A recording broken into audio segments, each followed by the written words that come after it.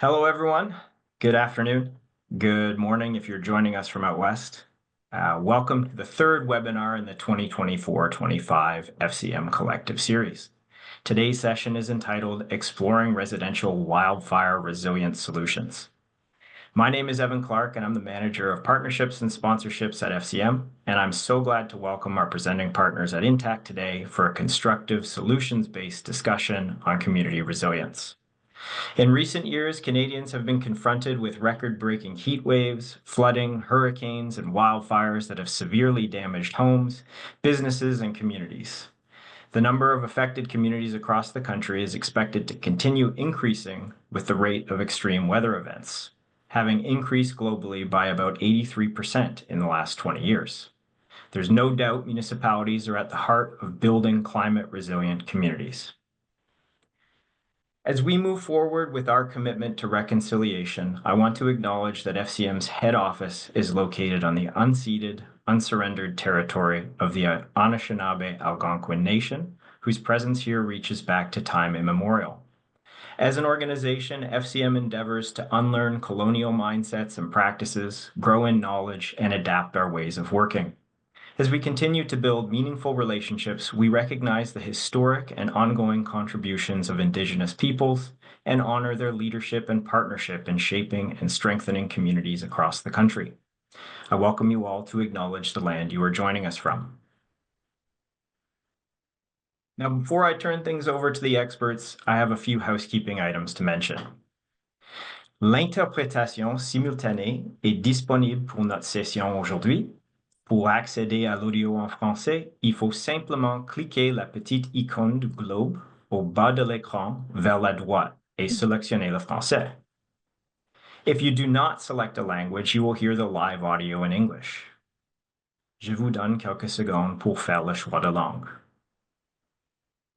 If you would like to ask a question today, please post your questions in the chat. If time allows, I will help facilitate a brief Q&A by polling your questions.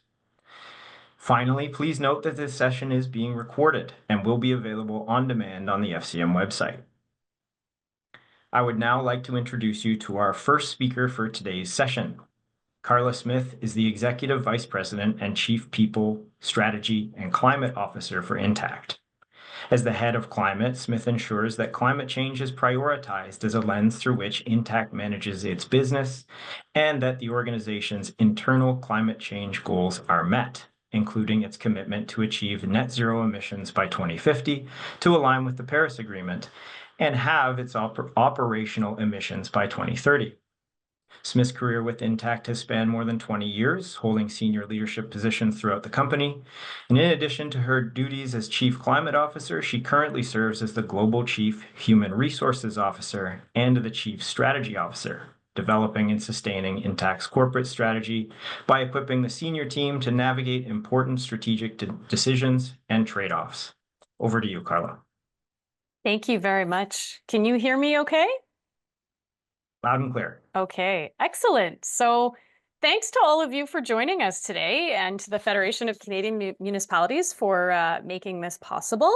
I'm also excited to have here Chris from the Regional Municipality of Wood Buffalo, Alberta. Thanks for taking time to be here as well to talk about this important topic. So I wanted to start just by introducing Intact and a little bit myself, although I've had a little bit of help with that already. So Intact is Canada's largest property and casualty insurer. So through our brands Intact Insurance, Beller Direct, and BrokerLink, we insure the homes, cars, and businesses of nearly 1 in 5 Canadians. Now, some of you might also be familiar with a business that we own known as Intact Public Entities, who specialize in insurance and risk prevention services for municipalities.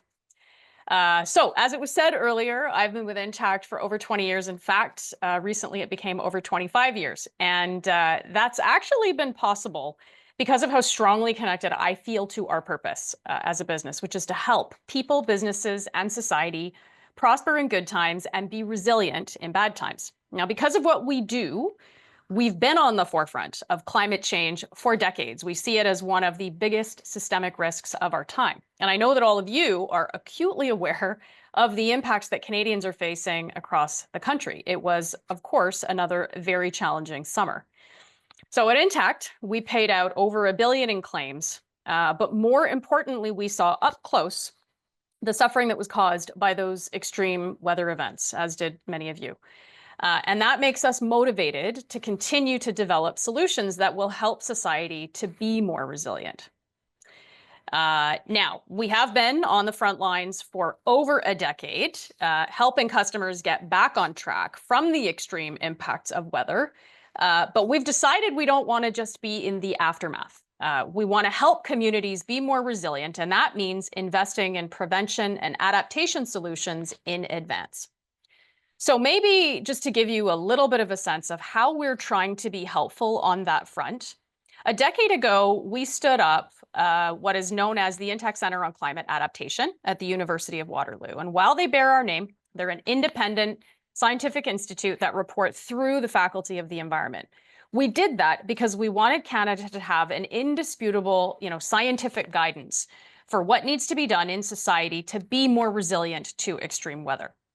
And so we're very proud of what they've accomplished, the tools that they've provided. If you haven't heard of them before, I encourage you to check out their website. One of the tools that they offer are very easy to digest infographics that can help Canadians better understand how to be more resilient in the face of, in particular, increasing flood, wildfire, and extreme heat events. But it's one thing to know what needs to be done, and it's quite another to execute actual change in society. So since 2010, in fact, we have committed more than $26 million in funding for climate adaptation in partnership with local communities and municipalities to try and put that science into action. So you'll hear a bit more from my colleague later on today about $2 million more in funding that we've recently set aside. But we know it's an evolving challenge, and so we're committed to listening about what sorts of help are going to be needed across the next chapter of extreme weather events. And in fact, throughout this year, I've been talking with many different mayors and fire chiefs across the country to better understand what that next layer of help might look like. And through those conversations, I've learned that one of their greatest struggles is pretty basic, in fact, it's staffing. I learned that over 90% of Canada's wildfire fighting force is volunteer-based. And so just having trained and experienced firefighters when they need them is something that they currently struggle with. So on the heels of our worst wildfire season ever in 2023, we tried to add a little bit of help there by partnering with a firm known as Wildfire Defense Systems. So they're essentially a trained SWAT team who are deployed to help fire smart homes so that many of your community firefighters can be freed from homeowner support and focus on actually fighting the wildfires. So we've piloted their services in BC and Alberta in 24. We'll likely carry that pilot through 2025. But the other main insight that I've taken away from those conversations is that another struggle is to really mobilize action at the homeowner level. And sometimes, in fact, it's not necessarily the education of what to do that's the barrier, it's the funding that's the barrier. And so we've been really inspired by the very successful action rebate program that's been implemented by the Municipality of Wood Buffalo with the funding that they received from our first round of Intact Municipal Resiliency grants.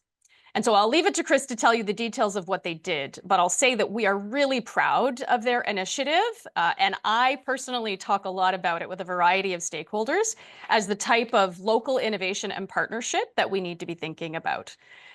So knowing that you and municipalities across the country are on the front lines of this and know what needs to be done to get ahead of it, we're looking forward to sponsoring more projects like that. And so with that, I'll turn it over to you, Chris, the Fire Smart Program Manager for the Regional Emergency Services of Wood Buffalo, to talk about the program that they developed using their Intact Municipal Climate Resiliency Grant back in 2022. Thank you so much, Carla. So my name's Chris Potty. I am the program manager for Fire Smart here in Wood Buffalo.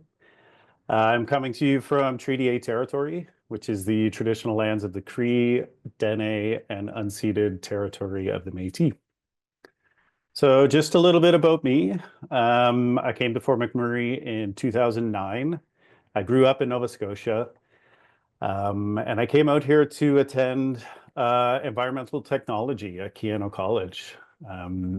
that kind of propelled me into a 10-year career doing oil sands tailing reclamation within the oil sands.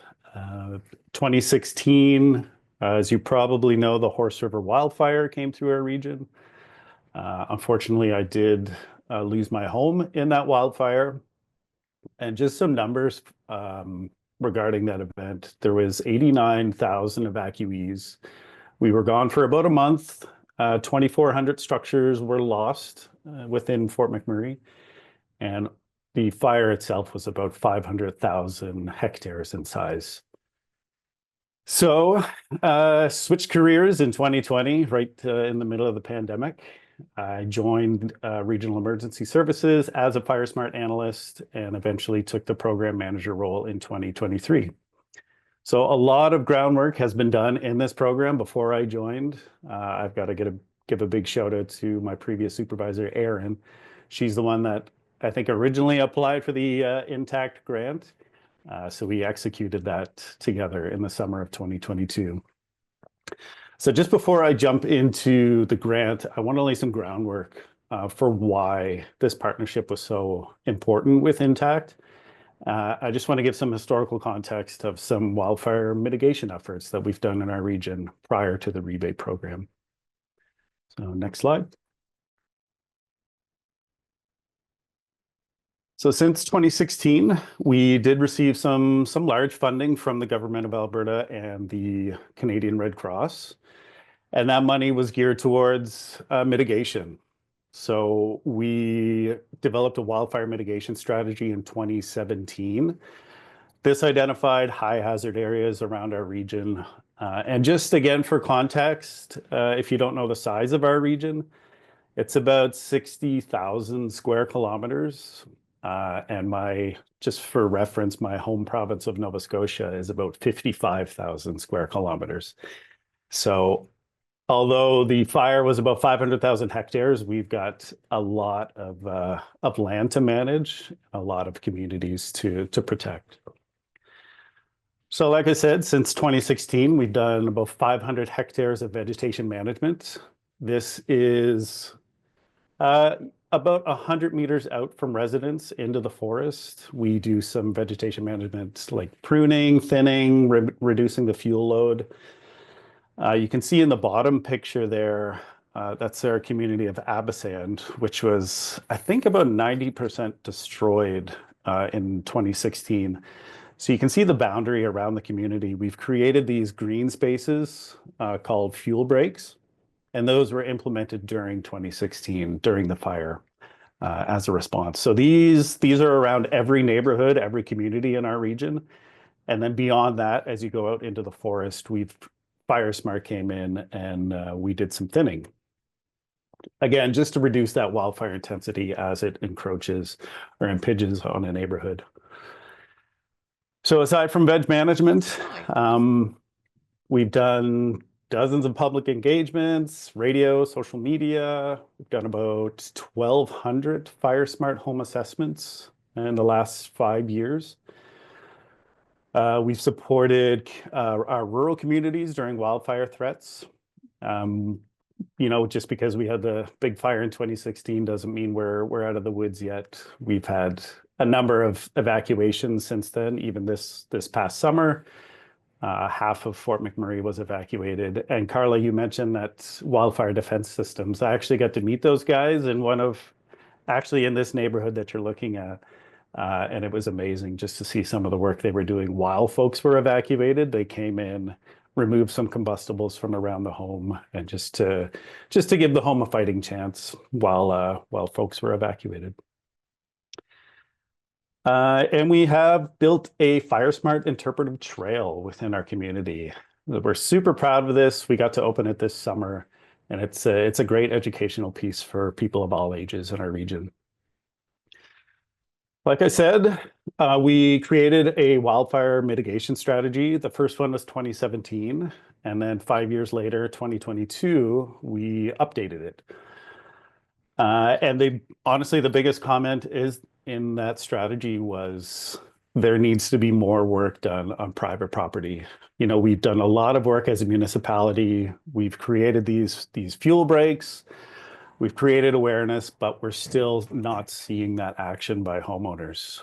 And honestly, the biggest threat that we have in our region is wildfire.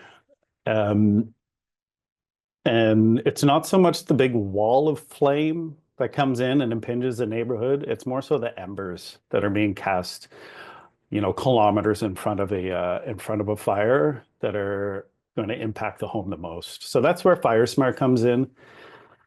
And in 2022, we teamed up with Laura Stewart. I have to give a big shout out to Laura Stewart, our FireSmart Alberta.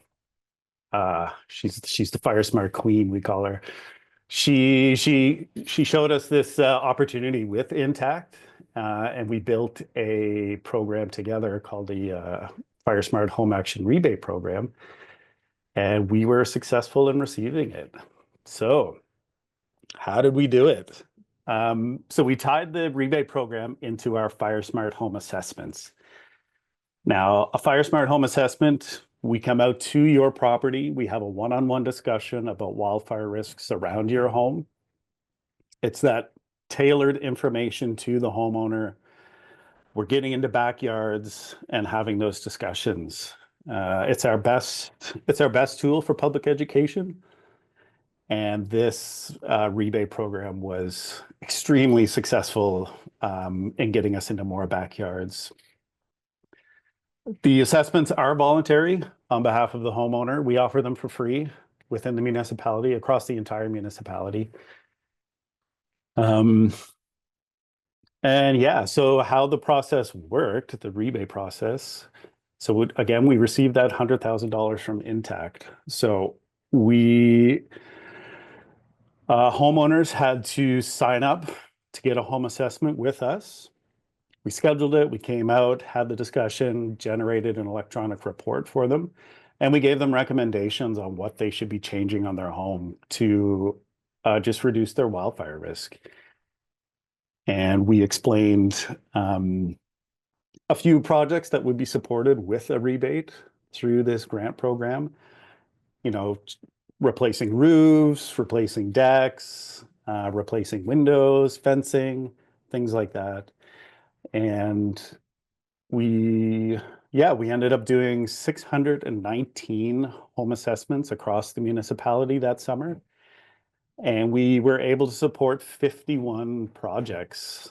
This was 37 roofs were upgraded and 14 decks were upgraded to fire-resistant materials. So you saw in the previous picture there all those curled up shingles. That it makes me cringe every time I drive past a home where I see those, because that is prime spot for embers to accumulate and ignite the home. So our motto is, if homes don't ignite, homes don't burn. And doing these actions, replacing roofs, using composite boards on your decking, just reduces that chance of your home igniting and burning. So like I said, we supported 51 projects, but there were actually dozens more projects that were completed that missed out on funding just because of our limited funding pool that summer. So it was very encouraging to see how many residents were actually willing to do the work. And honestly, we were giving $2,000 to homeowners that say replace their roof, but the roof itself is anywhere from $15,000 to $20,000. So it's not a game changer. It's just a little bit of an incentive. And what we heard from most people was, well, I'm planning to replace this within the next 3 years anyway. There are some curled up shingles, so why don't I just do it now and tap into this funding pool? So that's how we got a lot of our participation in the program. And this created a tangible wildfire risk reduction in our communities. It's a number that we can grab onto, present to our mayor and council, our constituents, and say, hey, this actually made a difference. Because when we do our FireSmart assessment, we're giving tons of recommendations, some easy, some more difficult. And that's it. We can't force anyone to do anything as a municipality. We can do as much as we want on municipal land, but we can't go into private property and do the work for these folks. So extremely encouraging. It was also an economic driver for the home construction industry. We had roofing companies putting out radio ads promoting this program. I had roofing companies reaching out to me, construction companies saying, "Hey, I have this homeowner. Can I sign them up for an assessment?" And it was a buzz that summer. And I think the day we released the news release about this program, we had 250 homeowners reach out asking for an assessment within the first like 12 hours. So it was overwhelming, but it was very exciting. That being said, we did have some challenges during that summer. Big one was capacity. So like I said, we did 619 assessments. I think there were over 700 requests that came in. So by the time we got around to some folks, they just weren't interested anymore, or funding had honestly been depleted within a couple of weeks. People took action so fast. The short season as well. We didn't launch the program until late July. You know, our Fire Smart program launches at the beginning of May, like basically in line with wildfire season up here in the north. Limited rebate pool. Like I said, we had dozens of homeowners that did do the work, but were unable to capitalize on some of that funding. And then the big takeaway was our rural communities. So if you're not familiar with Buffalo, Fort McMurray is it's the hub, but we've got 7 rural communities scattered across the whole region. And what we heard from them was it was so difficult to get contractors to go out to their community to do some of this work because everyone was tied up in town. So that was a big miss on our part. We should have allocated some funding for those rural residents. And that was a lesson learned. And in 2024, so on this slide here, we were actually successful in running it internally. So we asked our mayor and council last December in 2023, said, "Hey, we ran this program with Intact in 2022. It went super successful." And they said, "Yeah, okay, let's do it again." So mayor and council actually gave us $100,000 to do the program in 2024. You can see the picture over on the right there. That's Brea and Cassidy, my 2 assessors this summer. They were amazing. And we did 450 home assessments this summer. And again, we coincidentally supported 51 more homeowners, more projects being done. That was 46 roofs, 4 decks, and actually 1 siding upgrade to fire-resistant siding. So yeah, I definitely owe a lot to Intact for kind of building this program and showing its worth. And I convinced mayor and council to let us do it again. And we've asked again in 2025. But I think I'll find out if we're approved next month. And just a couple other things so I can wave my Fire Smart flag while I have the floor here. Just a couple of the pictures there. You see the first top left. That's one of our veteran firefighters here in the fire department, Regis. So he runs the burn abatement program. So every spring we do hazard reduction burning in high hazard areas. For a couple reasons, reduces the wildfire risk, and it actually eliminates invasive weed species. So we do it for a few reasons. And he leads up that crew, and we did a lot of burning this spring. You see the next picture there, the Fire Smart plant. So we run a plant program. We'll go to the greenhouses at like Canadian Tire or Home Hardware, and we'll tag trees and shrubs that are fire smart. So more fire resistant than say a coniferous tree or shrub. And it's a great passive education for residents who are, you know, looking to do some new landscaping. It just gives them an opportunity to be more fire smart. And the next picture there, that was from last week. So we've been doing some more fuel reduction in a high hazard area. Pile and burning, that's our best tool for reducing that fuel load. And then the bottom picture there, you see a big walkway. So that's part of our FireSmart interpretive trail, which we are so proud of. We got to do a few tours this summer with the grand opening. And that little walkway kind of walks out into, not quite into the canopy, but about halfway up those trees, where it gives folks an idea of, here's an untouched forest, here's an untreated forest, for how many decades. You see dead trees, down fuel load.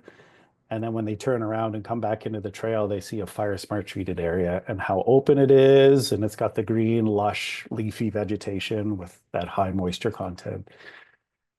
So again, just a great education piece for our residents. So we are applying for this next round of funding from Intact. I don't want to spoil too much. I'm sure Juan's going to get into it, but yeah, the funding pool for 25 and 26. So we're going to ask again, since it went so well the first time. And this past summer, we have trained a couple of our rural firefighters as FireSmart assessors. So once that influx comes in spring, I'll have some more hands on deck to help me. Okay, I think that's about it. I think we're doing questions at the end, so I'll turn it over to Juan. Thanks so much, Chris, and it's really great to see the impact of a partnership like this one on the ground. It really helps really visualize what adaptation can look like. So thank you for sharing that with us. So yeah, hi everyone. My name is Juan Camilo. I'm the manager of social impact for Intact here in Canada.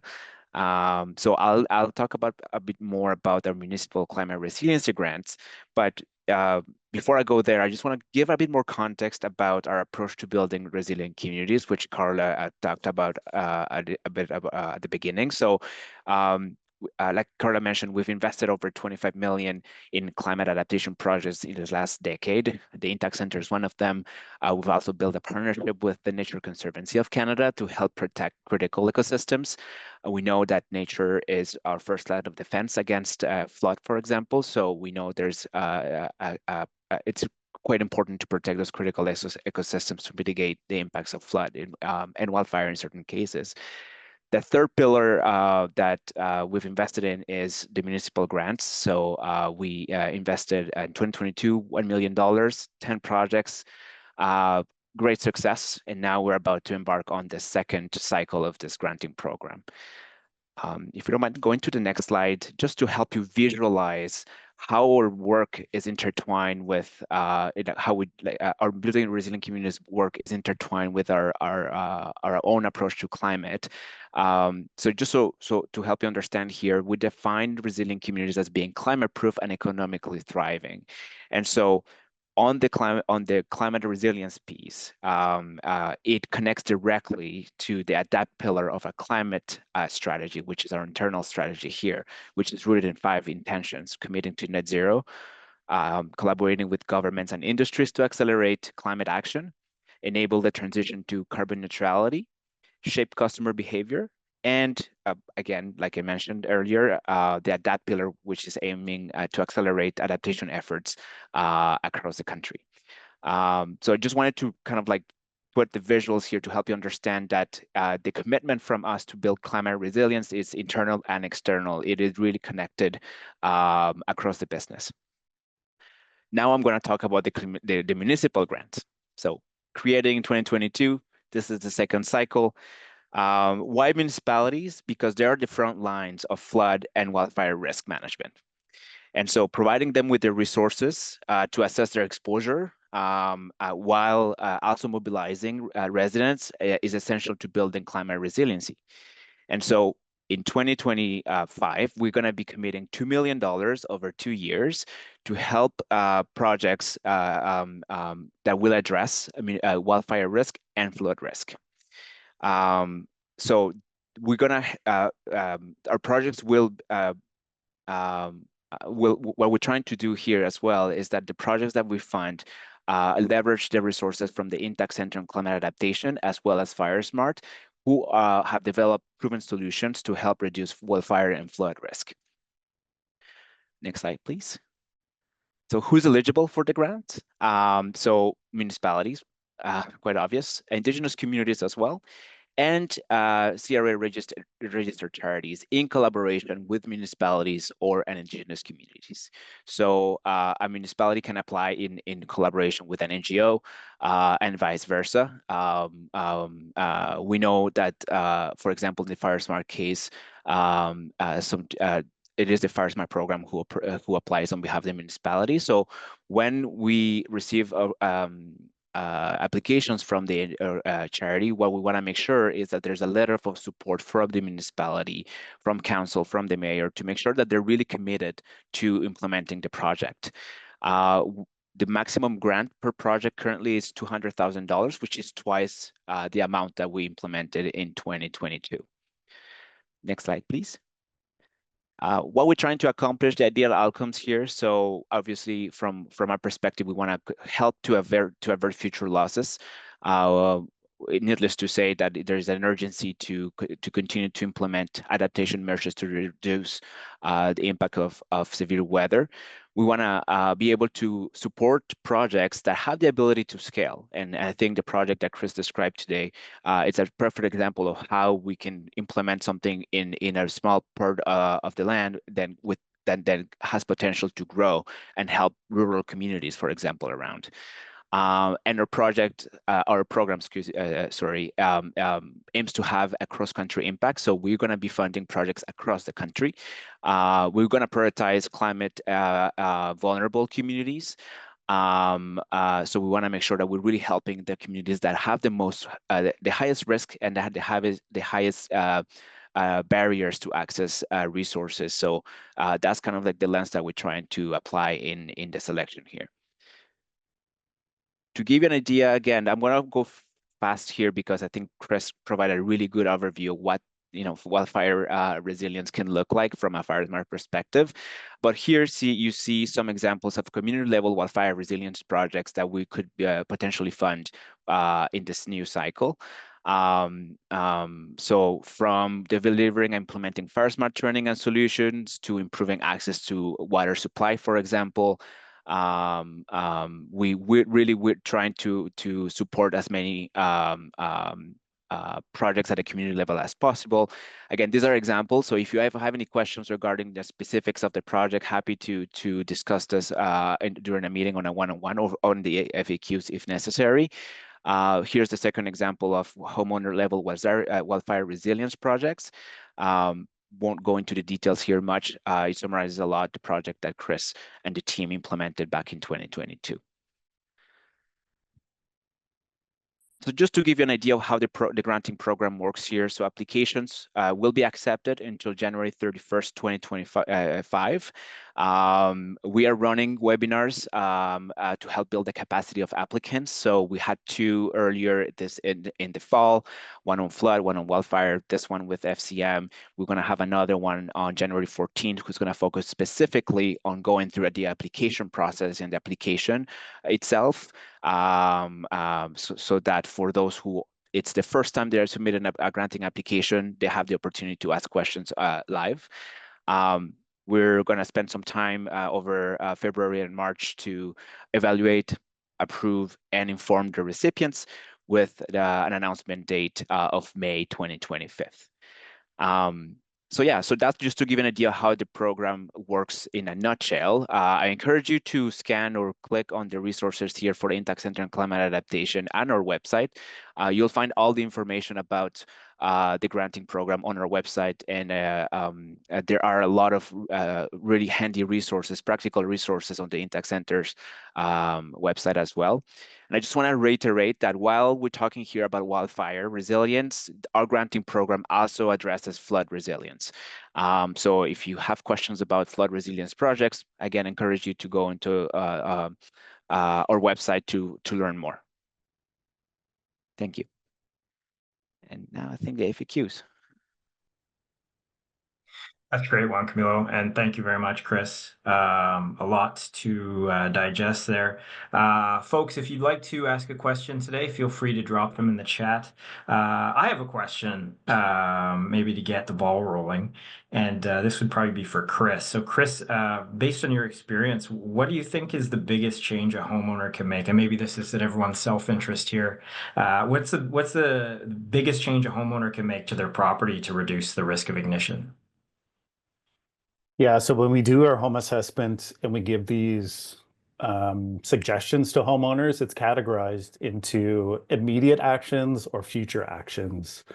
And the immediate actions are things homeowners can do on a weekend, low cost, a little bit of elbow grease. And really, that comes down to we call it the immediate zone around the home. So it's the home itself and the 1.5 meters surrounding the home. So if you think about embers raining in, they're going to tuck into every corner, every crevice around your home. So if you're removing all the combustible material from that area, there's no chance of ignition, or there's a very low chance of home ignition. So that's what we really focus on when we do our assessments, just pointing out easy things that homeowners can do, like don't put mulch in your flower bed, don't plant cedar trees right up against your home. Those are easy wins, things like roofing, siding, and decking. Those are bigger projects, but of course, with programs like this one with Intact, it gives homeowners an opportunity to take on some of those larger projects. Remove the mulch from my flower bed surrounding my home. Thanks, Chris. Juan Camilo, I have a question for you too. So you've been mentioning the flood aspect of this program. I'm just curious about what types of programs or retrofits might qualify under that program. What are we talking about in terms of on the ground flood programs? Yeah, for sure. So one of the examples I can give, for example, is the Intact Center released earlier this year the Municipal flood risk checkups. Sorry, I always struggle with the name of the project, but it's basically an assessment that helps municipalities understand the exposure to flood, how ready they are to manage it, and any solutions that they can explore in terms of flood mitigation. And so that's one of the projects that we could potentially fund, is helping implement that municipal flood checkup tool. Other projects that we've funded in the past that we're looking to fund is restoration and conservation of natural assets. So, for example, wetlands, which are a key ally in terms of flood management here, the development of urban gardens, for example. So really trying to bring back nature into the urban landscape when we know there's a high risk of flooding. Just to give you here some examples that are the most common that we've seen. So we know those are impactful projects. We've seen a lot of great uptake, and not only necessarily uptake from municipalities and NGOs, but also engagement within the community. And I think that's what we are also trying to accomplish here with this grant, is make sure that residents and the communities are involved in these efforts, because like Carla was mentioning earlier, the homeowner and the resident needs to be part of the solution here. And so we strongly encourage applicants to articulate how the community, how the residents are going to be involved in the implementation of the project, whether it's flood resilience or wildfire resilience. Excellent.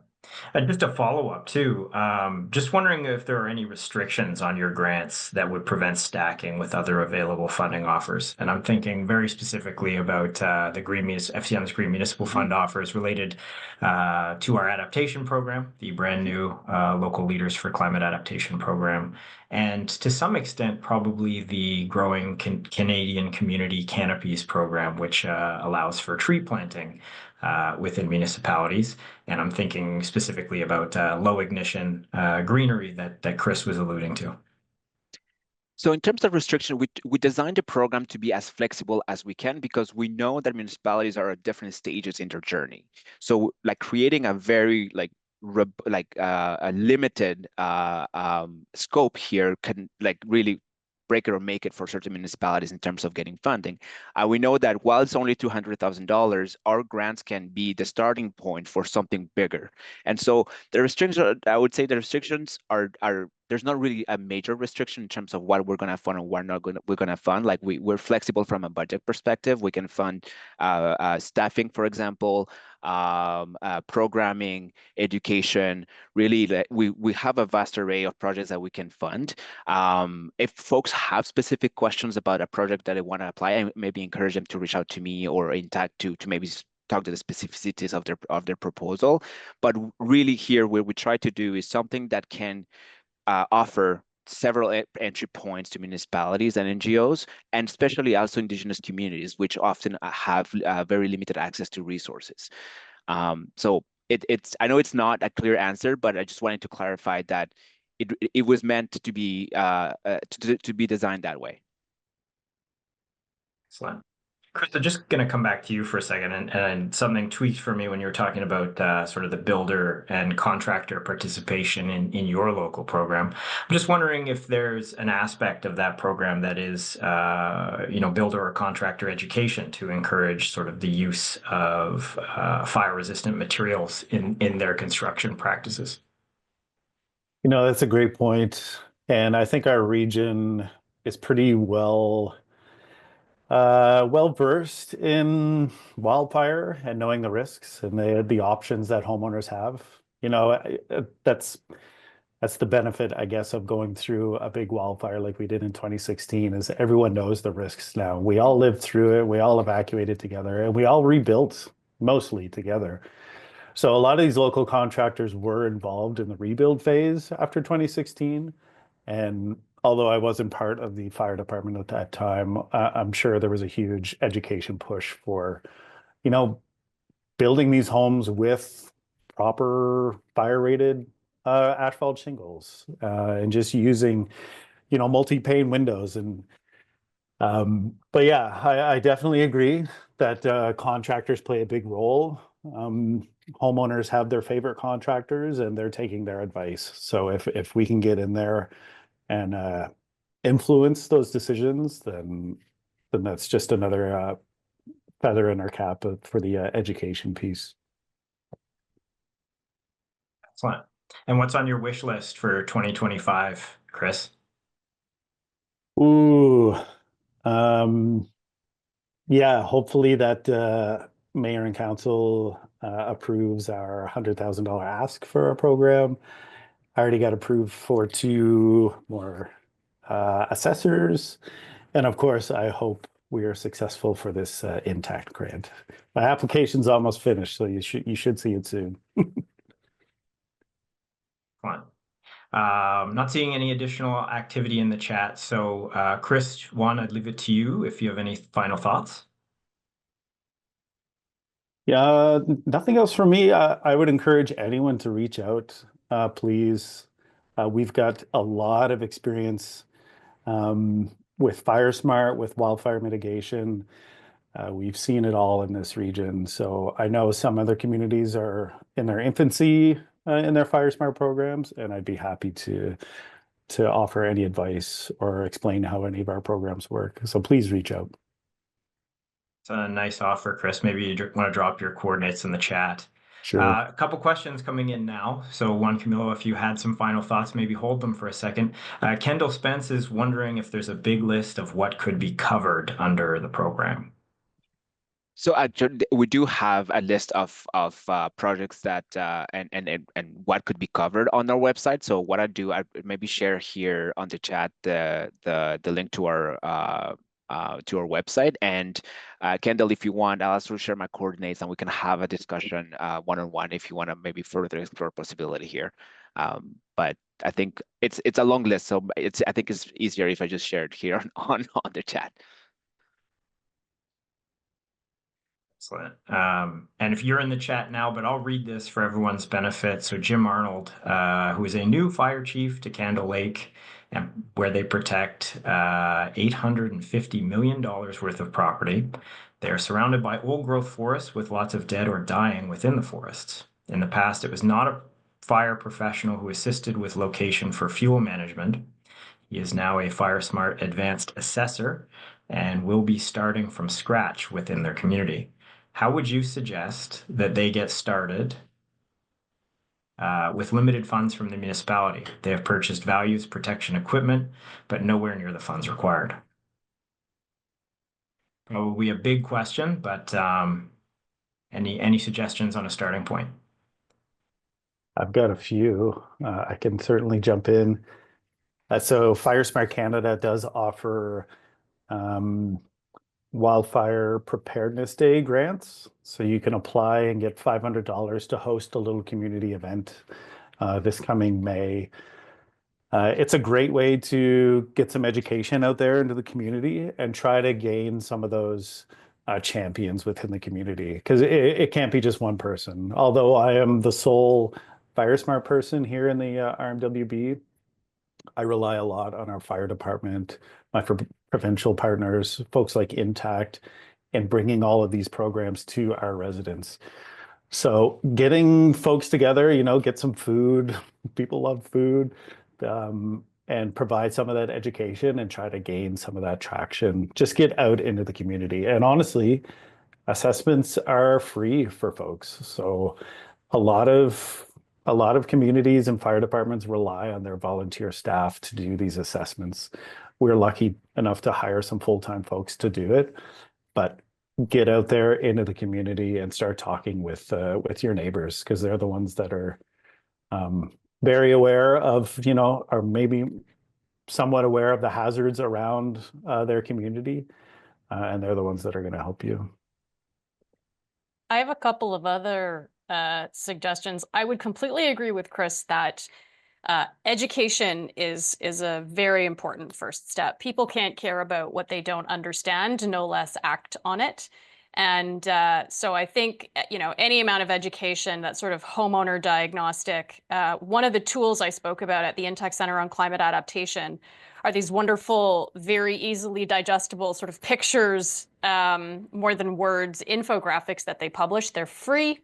You can plagiarize them. You can, download them. You can distribute them in electronic format. You can print them.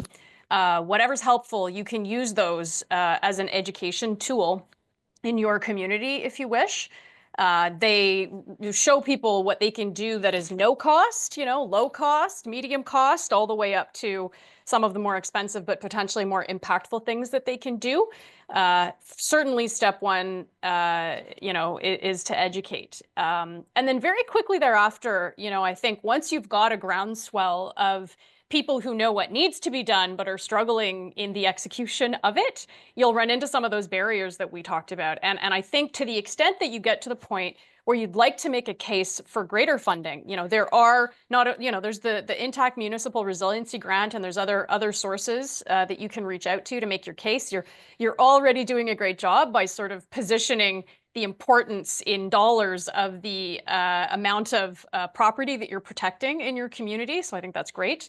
The other thing that I didn't talk about that the Intact Center offers are they do more detailed, what I'll call white papers. They're longer. They're intended for different audiences, such as councillors that may sit around a municipality table talking about how they direct their funding.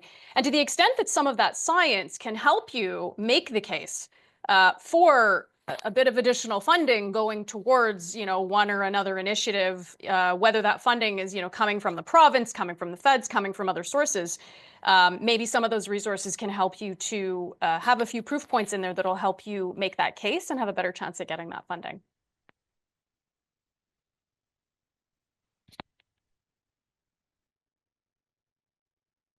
Excellent. Seeing activity slow down a little bit. If there are any final thoughts that anyone would like to share, Juan or Carla? I just want to say thank you. I said it earlier, we know you're on the front lines, problem solving around all of these things and trying to protect your community the best you can every day. We hope to be helpful in all that you do, and we're really looking forward to your applications. I'll echo Carla's comments here. I think, again, thank you, Evan, and the FCM team for helping us build this opportunity and connect with municipalities. I'm available should anyone have any questions about the grants. You have the information here on the chat as well as on the slide. So thank you again. for this opportunity. And thank you, Chris, for being able to share insights about this project. I think it was great to see. I'll echo that. Thank you, Carla. Thank you, Juan Camilo, and thank you, Chris. Thank you, of course, to Intact for your collaboration, insights, and support of today's session. The recording of today's conversation will be posted to fcm.ca in the coming days, so please feel free to share it as a resource with your colleagues. If you enjoyed today's conversation, please join us again in the new year on January 29th for our next collective conversation, another solution-based chat about district energy systems and how your community ice rink can become a source of heating and cooling for nearby homes and community buildings. Thanks very much. Happy New Year. Happy holidays. Be well, everyone. Bye for now.